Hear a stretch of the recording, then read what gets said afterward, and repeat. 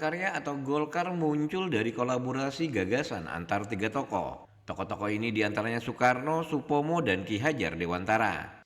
Ketiga tokoh tersebut mengajukan gagasan integralistik kolektivisme sejak 1940 yang kemudian menjelma menjadi golongan fungsional. Kemudian diubah namanya dan mengandung bahasa Sanskerta sehingga menjadi golongan karya pada 1959. Hingga saat ini Golkar dikenal dalam dunia politik. Pada pembentukannya, Golkar semula diorientasikan sebagai perwakilan dari golongan-golongan di tengah masyarakat. Perwakilan yang diharapkan bisa mempresentasikan keterwakilan kolektif sebagai bentuk demokrasi yang khas dari negara ini. Saat awal berdiri, Golkar ini bukan berwujud partai, melainkan perwakilan golongan dan dasar perwakilan lembaga-lembaga representatif.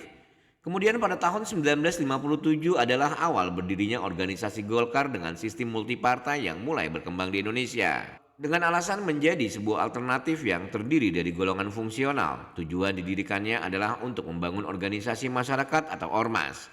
Ini beralih menjadi sebuah partai politik ketika Soekarno, Ahana Nasution sebagai penggerak juga Angkatan Darat mengubahnya untuk melawan PKI. Ini bertentangan dengan konsep awalnya yang menolak konsep partai dan PKI yang menuntut perbedaan kelas. Golkar dengan konsep menumbuhkan persatuan dan kerjasama akhirnya runtuh menjadi sebuah partai. Ide yang awalnya ingin menghancurkan hegemoni partai khususnya PKI justru menjadi sebuah partai hingga saat ini. Partai ini bermula dengan berdirinya Sekretariat Bersama Golongan Karya saat masa-masa akhir pemerintahan Soekarno.